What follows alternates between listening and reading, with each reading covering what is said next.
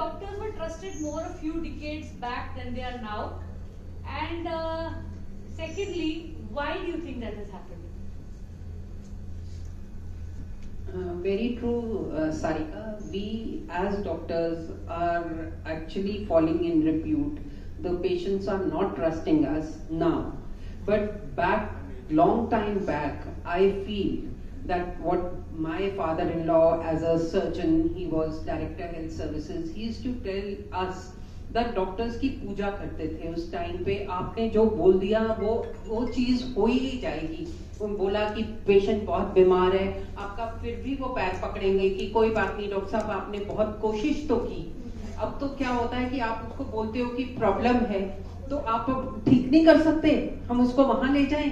मतलब उनका जो फेथ और ट्रस्ट है over a period of time has diminished now in this.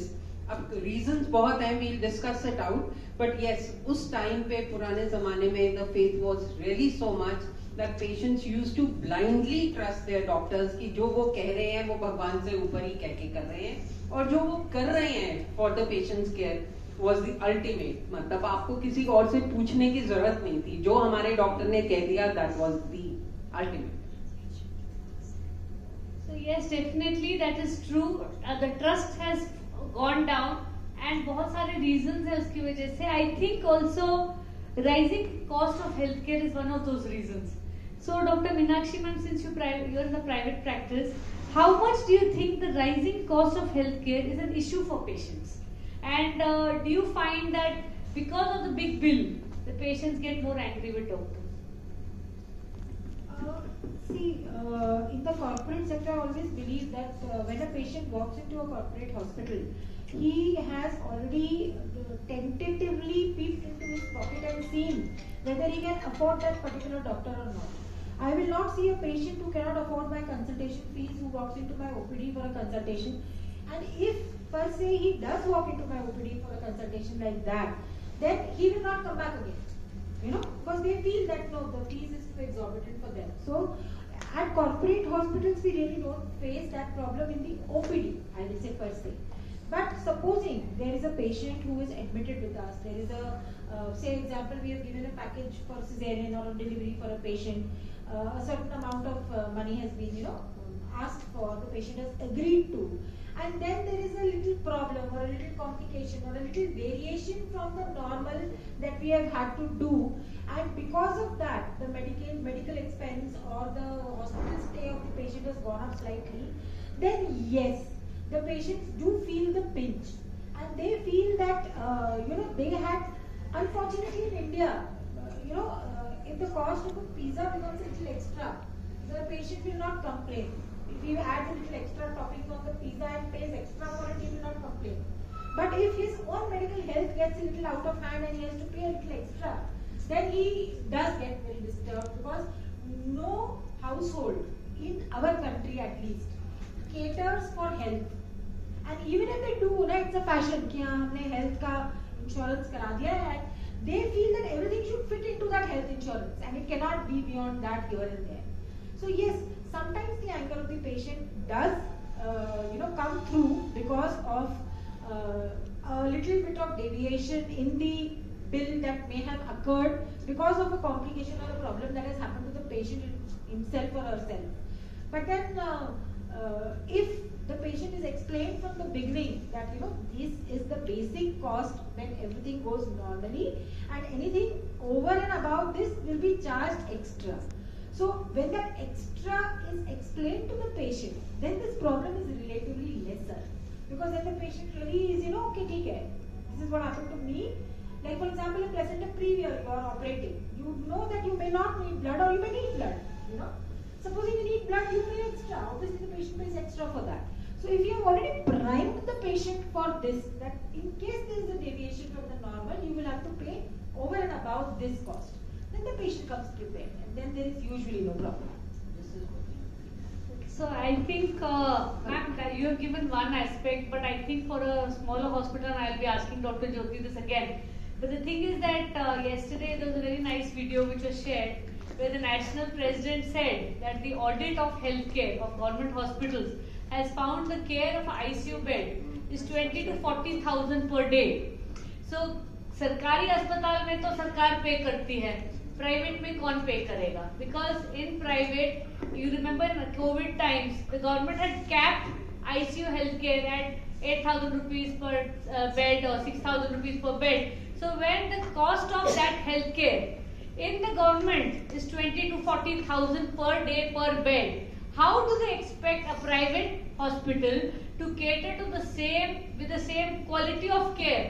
Utne gloves, utne nurses, utne doctor per bed ratio, but cost should be 1/4. So the government, I think, is being a little unreasonable where they cap the rates, because then it becomes very difficult for Dr. Jyoti, because you run a private hospital, and I know for a fact, and I've known you for years, and you've told me that sometimes when the gender of the child born in delivery is female, and this is because we are in India and that happens, you have seen the patients start complaining about the bill. Is that true or not? What is your experience? Yeah, thank you so much, Sarika. First of all, I practice in a nursing home which caters actually the semi-urban and the rural clients.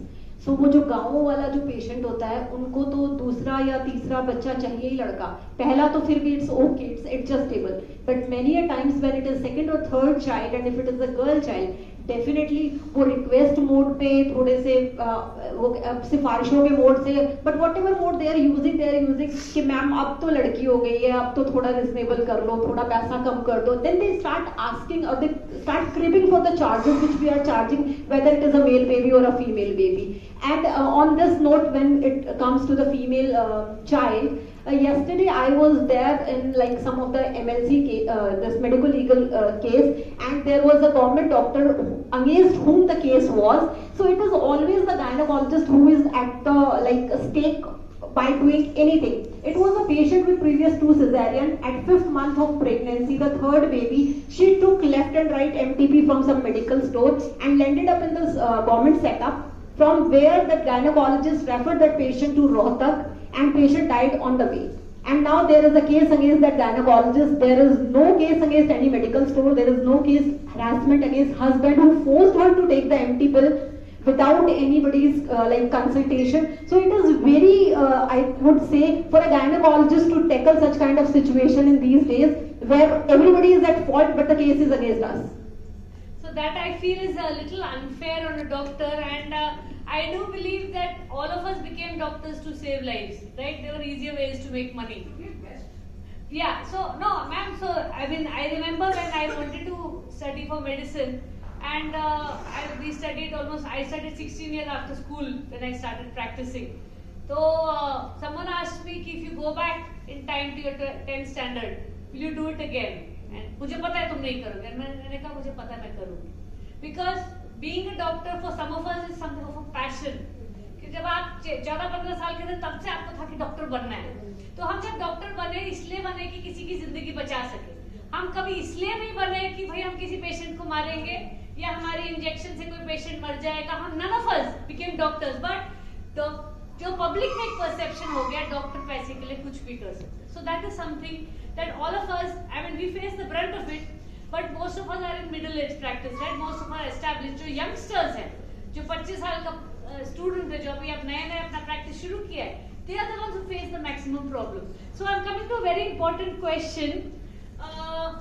How many of you, is there a fear of, the fear of violence for doctors is real, right? हम सबको पता है. How many of you have faced violent or threat by patients? Just raise your hands. Patient or attendants, all 4. यहाँ पे, has anyone ever faced violence or a threat कि भाई आपको ये कर देंगे, वो कर देंगे? कभी हुआ है? नहीं हुआ है. सबके साथ होता है.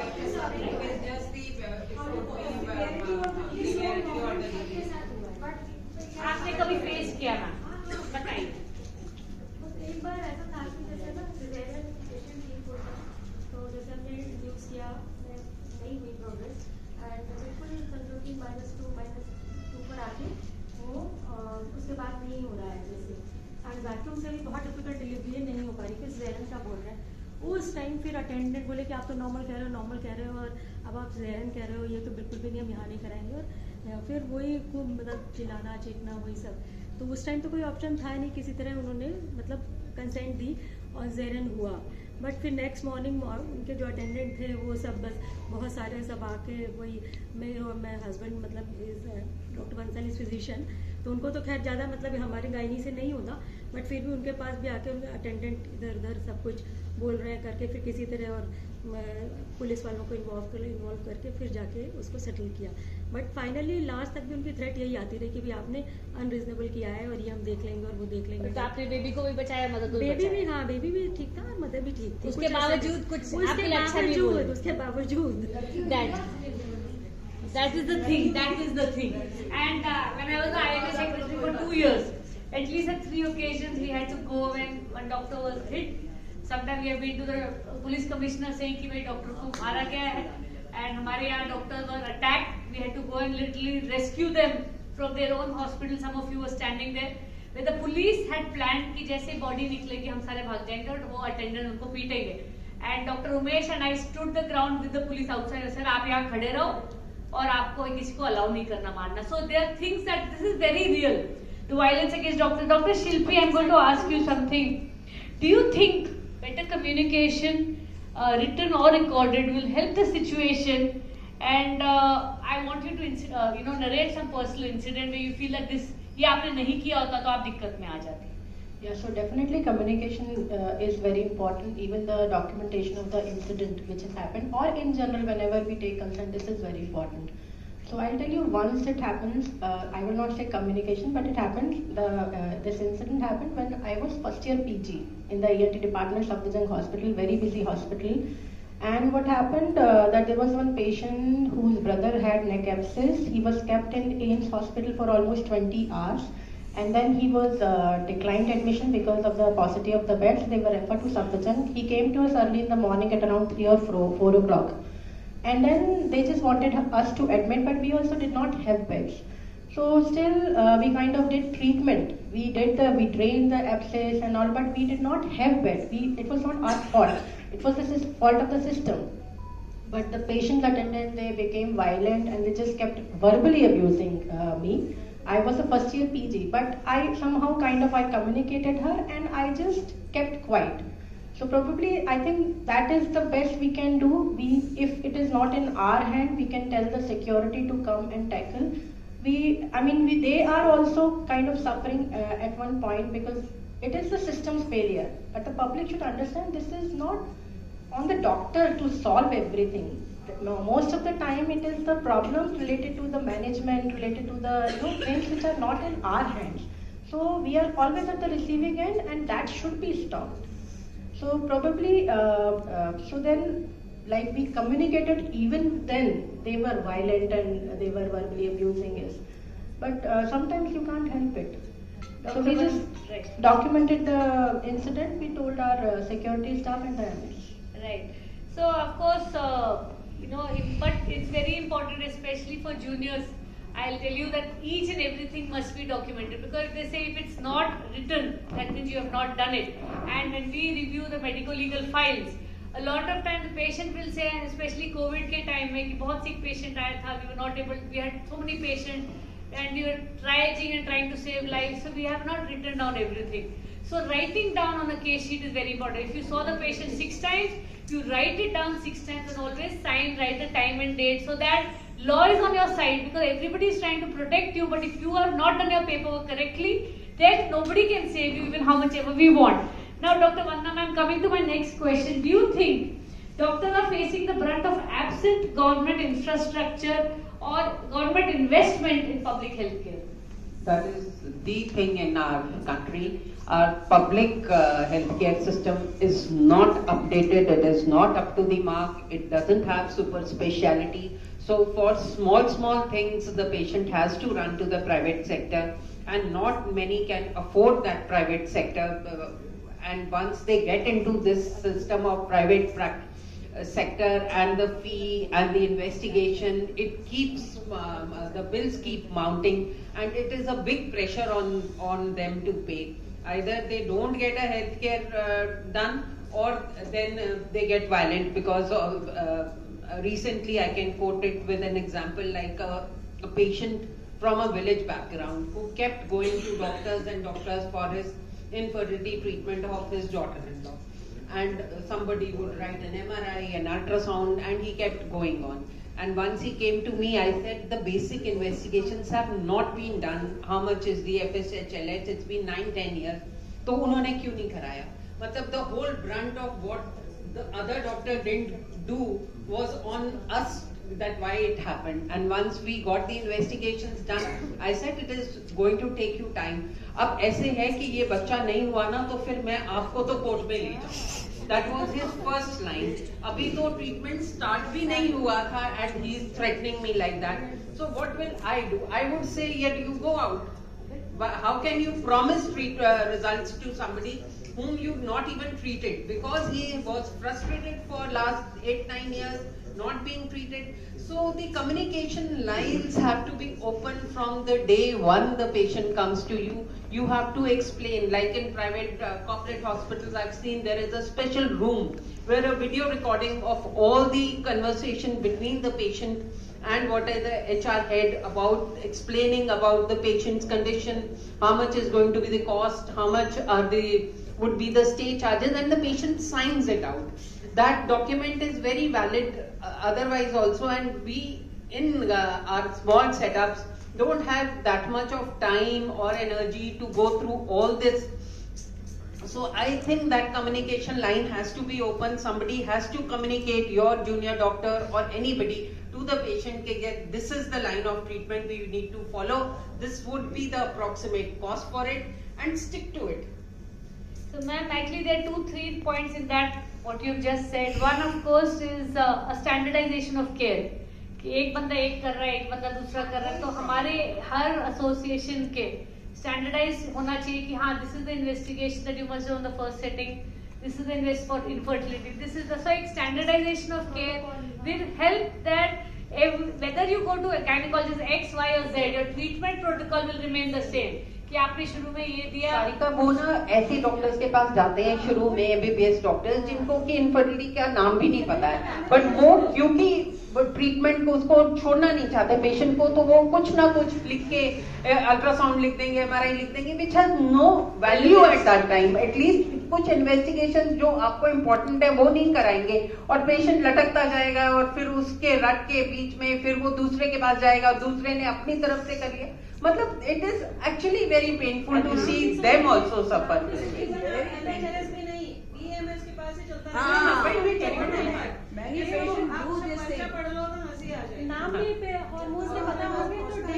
उसके ना फंड्स नहीं, फंड्स एग्जॉस्ट हो चुके होते हैं, उसकी पेशेंस एग्जॉस्ट होती है, फिर वो सारा ब्रंट आपके ऊपर निकलता है ये सारा कि ये क्यों नहीं हुआ था. ये सिस्टम फेलियर है बेसिकली. सिस्टम फेलियर की बात कर रही थी. आपको पता है that you know I have been India spends the lowest on health care. We spend 1.4% of our GDP on health, whereas even Sri Lanka and Bangladesh spend 6%, and where Western countries like UK spend 17%. So we spend very little on our healthcare, and that is the reason why our government hospitals cater to only 30% of the population. Corporate hospitals cater to 10% of the population, and 60-70% of the healthcare is by the private practitioners. So क्या होता है कि क्योंकि आज मैं अपने ही एक patient की बात बता रही हूँ कि वो 1.5 साल सिविल हॉस्पिटल गुड़गांव जाते रहे for a CSOM, not a big, it's not a difficult procedure. उन्होंने सर्जरी नहीं की. And I'm not going to name the gentleman, very senior man in our association, and I've seen at least 2 years he's just given drops and sent them. Then somebody said go to RML. They went to RML, 6 महीने RML में चक्कर काटते रहे, उनको surgery की date नहीं मिली. Then someone referred them to me कि ma'am आप कहीं पे करवा दीजिए. तो I requested a friend of mine who has his own hospital, and उन्होंने वो 30,000 में वो सर्जरी कर. Normally he charges more, but I requested, it's a poor patient. वो 30,000 में उसने लोन लेके किया. So some of our patients just cannot afford that, but the government setup is inadequate to cater to their needs, and that is something of a very big lacuna. जो afford कर सकते हैं वो private के पास आए, जैसे ma'am ने कहा, लेकिन जो अफोर्ड नहीं कर सकते, जिनको सरकारी में हॉस्पिटल नहीं हो रही ट्रीटमेंट, वो कहाँ जाए? So that is something of a very big question mark, and we have to ask our government that if you cannot cater to them, then you must pay for it. Because some of the governments, like I know for a fact that Tamil Nadu, Delhi, West Bengal have governments where everybody is covered by insurance, and अगर वो सरकारी में उसकी surgery नहीं होती, then that is covered paid for by the Delhi government or by the state government. So that is something that we probably need in Haryana as well. It's a very big lacuna.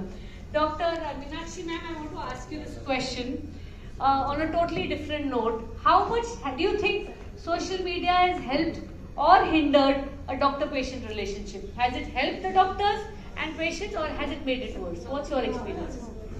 Let her give her opinion, then I'll ask So her. social media is like a double-edged sword, honestly.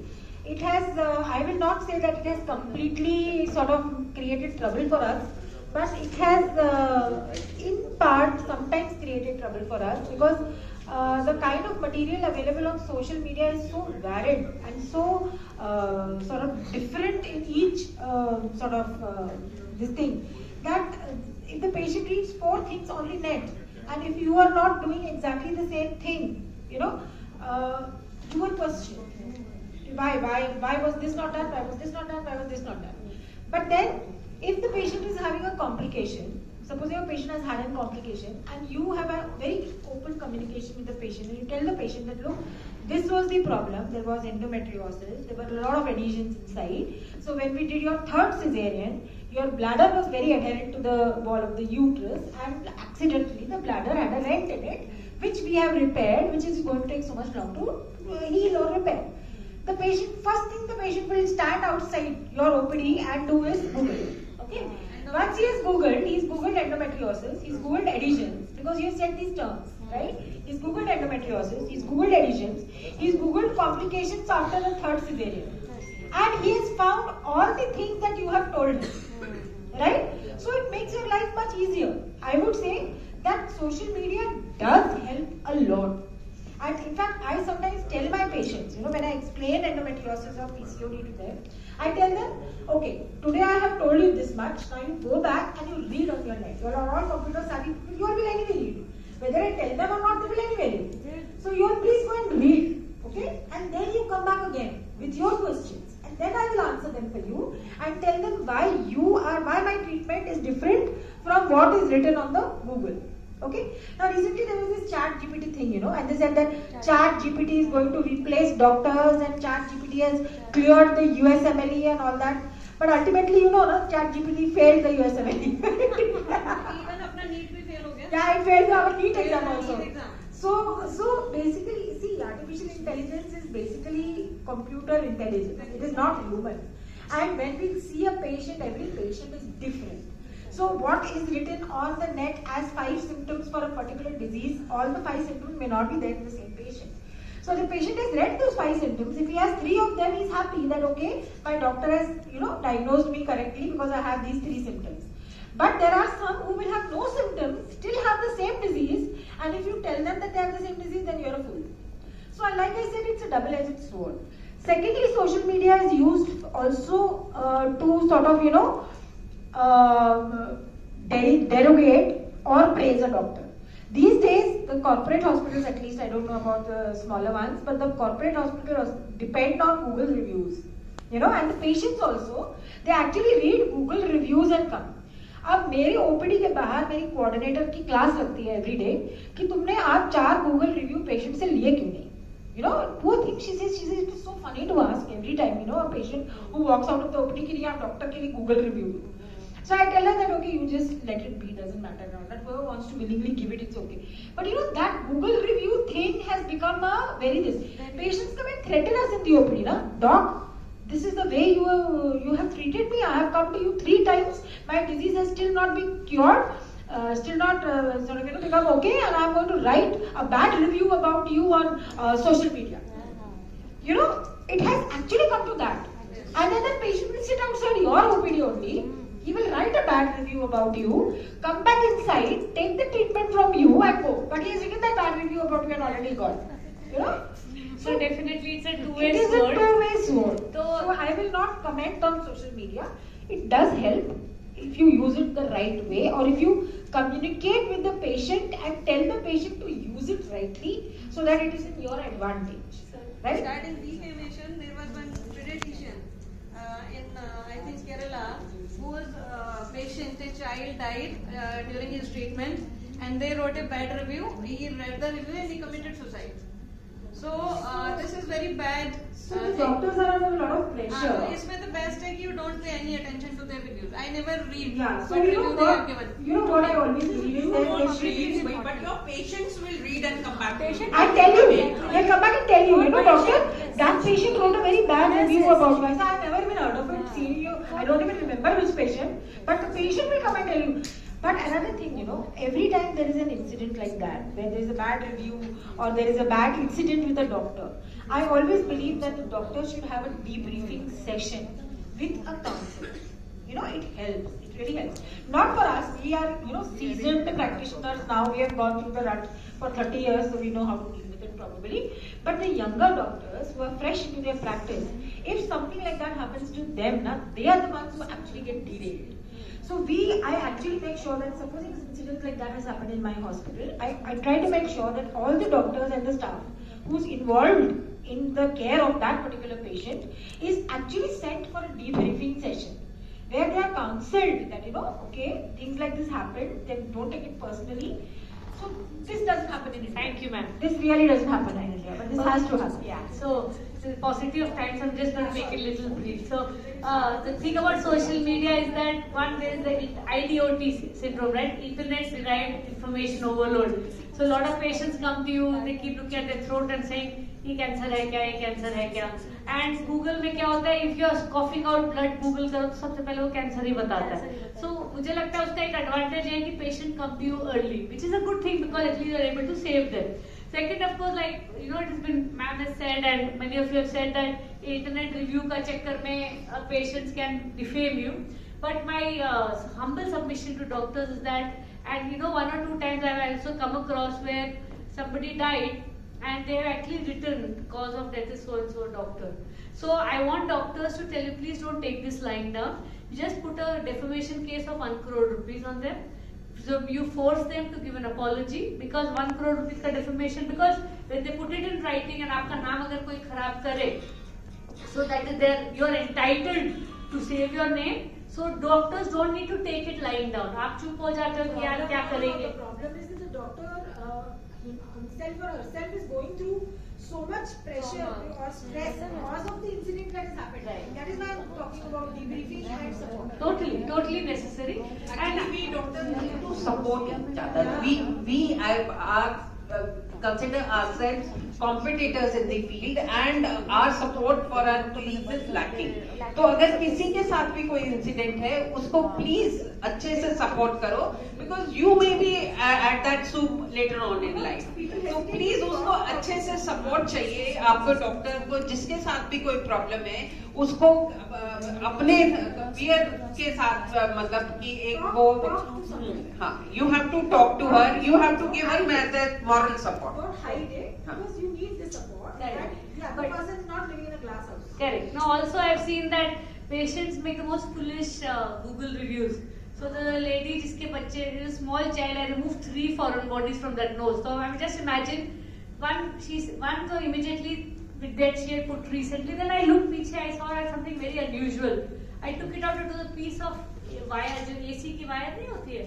She said हाँ AC repair करने वाला था 1 हफ्ते से. तो भाई उस mother का कोई रिव्यू लिखे कि कैसे माँ हो तुमको एक हफ्ते से बच्चे ने नाक में वायर डाला है. And that review is still on my phone. The doctor charged 1,000 rupees for taking out the foreign body. So I mean, excuse me, I think that is, she writes, the doctor is very good, but she charged me 1,000 rupees. I said किसी corporate में गए तो कम से कम 10,000 रुपए लगते. तो ये you have to hold it as a badge of honor because patient हर चीज जो लिखते हैं जब अच्छा भी जब बुरा भी लिखना चाहे तो भी आपके बारे में अच्छा ही लिखते हैं. तो don't take these Google reviews very seriously because after all it's only emotional human beings. So I'm going to come to the last 2 questions. One is Dr. Shilpi. A lot of times, patient says कि investigation क्यों नहीं किया, फिर कभी बोलते हैं कि investigation क्यों किया. You being a head and neck person, कई बार first round में बोलेंगे आपको PET कराओ तो 23,000 का टेस्ट है, it used to be. और कई बार even at the late stage the big tumor they'll say कि नहीं हम investigation क्यों कराएं. Also आपने कई बार देखा होगा that there are doctors who say कि किसी particular center से कराओ. So what happens is that patients always assume the worst about doctors, about investigation. So how do you think we can fix this? Yeah, So I think again the better communication, you have to in simple language you may tell the patient that this is the test which is needed. So when it happens to me, when we are dealing with stage 1 cancer, you actually really don't need PET CT. But actually you are absolutely right. The moment they say कि okay ये biopsy में हमारा cancer आया है, ma'am PET CT लिख देना. So they don't understand that PET CT is not the answer for everything. So I just say I cannot write it. I don't even write that on patient's wishes I am going to write. I said your disease is stage 1. It does not require PET CT. So I am not going to write it, and then rest is up to you. So this is the thing which we can do. Then sometimes they say कि ये तो करा लिया, वो तो करा लिया, अब इसकी क्या जरूरत है? Then you have patients who have bulky neck nodes in the lower leg. These are the patients who really need PET CT. So again the same story कि हमने अभी इतना खर्चा करके आए, अब ये कैसे और कराएं? So then we just simply said, okay, fine. If you don't want to get it done, fine. I'm writing it down that in view of financial reasons, patient is not willing for PET CT. We can go ahead with another investigation or whatever. But at times it is bad for the patient, or it is, I would say, unfair to the patient that if certain investigation is needed, it is not done. So either way, everything has to be explained and documented. So sometimes it happens the patient comes in early stridor. So we know that tracheostomy is needed, which is life-saving procedure. But they don't give consent, they are not ready for it. So even if patient is not in frank stridor, I always write it down that option patient was explained, the risk and consequences, but he denied for it. So I think in this situation we can only say documentation. Then it's making a statement that you should do for a particular center, and sometimes it's actually needed. Because sometimes we know the quality of, if I know a particular investigation, suppose it is, just one example, if it is some CT guided biopsy from a nodule which is located in the lung, very precarious position, I know that not everyone can do it. So it's harmful for the patient if I just say, okay, kahin pe bhi jaake kara lo. So sometimes, yes, I do give I give them the choice. Of course, I can't be adamant that I will not treat you if you don't do it from here. But we give them the choice. This is the severity of the situation. If you do it at a good center, it's good. You can find out on your own, but I usually send over there and I'm happy with the result. So that's how I. So basically, certain investigations which can be done at any lab, you have to give the patient a choice. You have to tell them these are the 5 labs we feel are doing it okay, you can go and walk in. If you try and tell them this is the only lab, then the doubt comes in that. So give them choices, give them the name of centers which you feel are standardized and would do the investigations in a good way around. And don't refer them to any other place where you feel you will be better. The patient has to take a call for that, please. That is, it sounds okay and it is better for the patient. Because for me, my practice, I always say कि ये तो basic blood test है, कहीं से भी हो जाएगा. कोई भी standardized ABBL lab से करा, मुझे कोई फर्क नहीं पड़ता. So जैसे हमारी infertility की investigation से हमें पता है कि ये 6 labs अच्छी करती हैं, तो आप उनको वहाँ पे भेज दो बस. तो जब क्या होता है कि हम लोग कई बार देखते हैं ना कि पेशेंट बोलता है डॉक्टर ने बोला इसी लैब से जाना, तो इसको जरूर कट मिलता होगा. तो कट वाला जो सिस्टम है, ये तो मैंने अपनी 21-20 साल की प्रैक्टिस में I have never taken a single rupee from any lab or any center, and neither I have given. Yesterday my clinic boy is telling me कि मैम ये आप एलर्जी टेस्ट करते हो, इतने पैसे दे देते हैं. ऐसे बहुत जो 20 साल से नहीं किया. मैं I want to do an investigation for a patient because it is helpful to the patient, not helpful to another person who is referring to me. So if a patient comes to me, it is because that person needs an allergy test, not because the doctor who has referred wants to make some money. So that I think is a personal ethic that all of us can follow. We get enough money from our patient directly. हम जो fees लेते हैं, which we think is appropriate. So we must always give our ethics and our best of ability to that patient's needs. The last question, Dr. Jyoti, and this is I want you to answer with great. You think it out and say, because a lot of public misperception is that doctors, we'll do it afterwards, madam, please, madam, 2 minutes. A lot of public perception of between pharma companies and doctor relationship, right? So, in your personal experience, have you ever taken money from a pharma company? Can you please throw light and end this discussion कि भाई doctor तो pharma company से पैसे लेते हैं, तब ये लिखते हैं, बताइए, what is your? Okay. Good question. I run a hospital which is 50 beds, and the medical store is being outsourced to somebody else. So my concern directly to the pharma people is never been a direct relationship. It is always whatever brands I write, they make it available in the medical store and patients are taking from the medical store. Ab uske avis mein we are attending the CMEs, conferences or whatever they are arranging, that is the only thing I am benefited with. And the rest, I don't think I have ever taken direct or indirect benefit. Another thing, if we are talking about pharma companies, so the thing which is coming up with NMC and all, everything. So again, the government is playing a major role in this. They have already fixed up the slabs of the rates of different salts. So it is always a discretion of the doctor if we write because the treatment lies on us, the responsibility lies on us. It never lies on any of the pharma company, it never lies on any of the government personnel or any medical store who are giving the substitute of whatever we are writing. So generic versus branded medicines, this concept has recently come up. So I would always say that it should be the discretion, it should lie in our domain to whatever we are writing. We are held responsible for what we write. We cannot be held responsible for what medical store person is giving or what anybody else is suggesting or substituting the salts.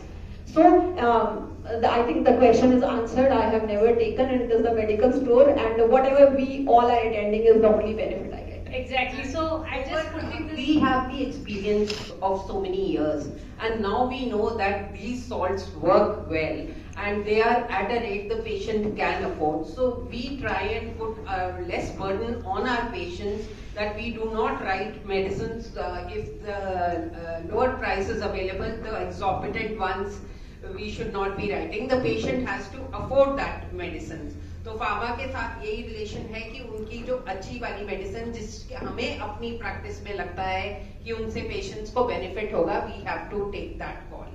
And patient इस चीज को खुद से भी बोलते हैं. Many times we must have encountered patients who say ma'am बुखार आ रहा था, पीसीएम तो ले चुके हैं, ये दवाई दी थी घर में पड़ी थी हमने ले ली है, and then they are visiting you after 2 or 3 days of the symptoms they have already suffered from. So what is the problem? The problem is with the drug which they have already taken. We don't know what was lying in their home और उन्होंने उठा के क्या खाया है. So whatever we write as a brand, or we are trusting on that particular thing. And for the pharma company also, I have never asked any pharma guy who tells me कि ma'am ये ना patient को सस्ता पड़ेगा. I always say मुझे क्या मतलब है उसको सस्ता पड़ेगा या महंगा पड़ेगा. Whatever I feel like कि ये लिखना चाहिए मुझे, I write that. वो सस्ता पड़ता हो चाहे वो महंगा पड़ता हो, to them. Thank you. So I'll just add this because this is it came up in the NMC, it became national news, and I was very happy to see none of the doctors were much bothered about it, because actually it was never about the doctors, and it was about the pharma companies and the government of India.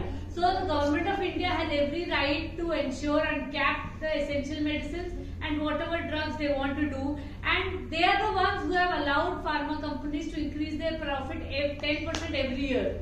So which of us, inflation is not 10% every year, so why pharma companies are allowed to increase their price 10% every year? Our consultation is not increasing 10% every year. The patient's salary is not increasing 10% every year. So why has the government of India allowed pharma companies to increase the price of medicine 10% every year?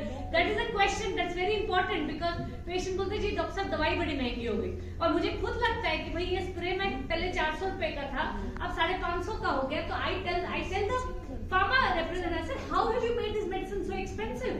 इतना महंगा करोगे तो patient afford कैसे करेगा? Because eventually my answerability lies to the patient who has come to me, who is paying their hard-earned money. So I want to put it across that doctors have no say in the cost of care. We have no say. We don't take any money from pharma companies. The maximum we have is continuing medical education, CMEs, where we all come and enrich ourselves so that we can treat you all better. So हमारा जो मकसद है, हमारा cost of health care से कोई लेना देना नहीं है. ये मेडिसिन कितनी महंगी क्यों, उससे हमारा कोई लेना देना नहीं है. फार्मा कंपनीज का प्रॉफिट क्यों बढ़ा रही है गवर्नमेंट, ये गवर्नमेंट को तय करना है. And this is something that the public should be educated about, and they should be the ones asking the government, why have you allowed these drugs to become so expensive when our salaries are not increasing so much? So at the end of the day, I think we should do, and I tell the pharma companies that your profit is not my headache. my headache only is that my patient should get better. Her doctor चाहता है कि पहली dose में patient ठीक हो जाए तो आपकी वाहवाही हो और 4 करोड़ आपका नाम बढ़े. So none of us want that the patient comes to us 4 times उसे आराम नहीं आया, आराम नहीं आया, आराम नहीं आया. And coming to generic versus branded medicines, all of us wearing clothes of a particular brand, we are carrying bags of a particular brand. 400 रुपए का बैग भी आता है अनब्रांडेड. तो अगर आप अपने लिए जूते पहनते हो बाटा के और 4000 रुपए के जूते पहनते हो और आप दवाई अपनी जेनेरिक स्टोर से लेना चाहते हो, that is just on you, it is not on us. अगर उससे आराम नहीं आया, because 98% of the generic drugs are not passing the standards of Indian Drug Council of India, तो why are they being allowed to sold? That's another big question. Again, that is not the doctor's responsibility, it is the government's responsibility. So health care का जो पूरा infrastructure है, उसका जो face जो doctor होता है, जो आपके अपनी ओपीडी में बैठा है, आप सारा गुस्सा उस पर निकालते हो, but it is not always about us. We are just educated, doing a lifetime of service in medicine because that's what we love to do, but everything wrong with healthcare is not on the doctors. I'm grateful to all my panelists. Round of applause to all the audience as well. Thank you very much. Thank you, Dr. Sarika, for a wonderful panel, and all the panelists also. Thank you very much. Now it's time to felicitate. So first, I request Dr. Sunaina ma'am to felicitate Dr. Smita.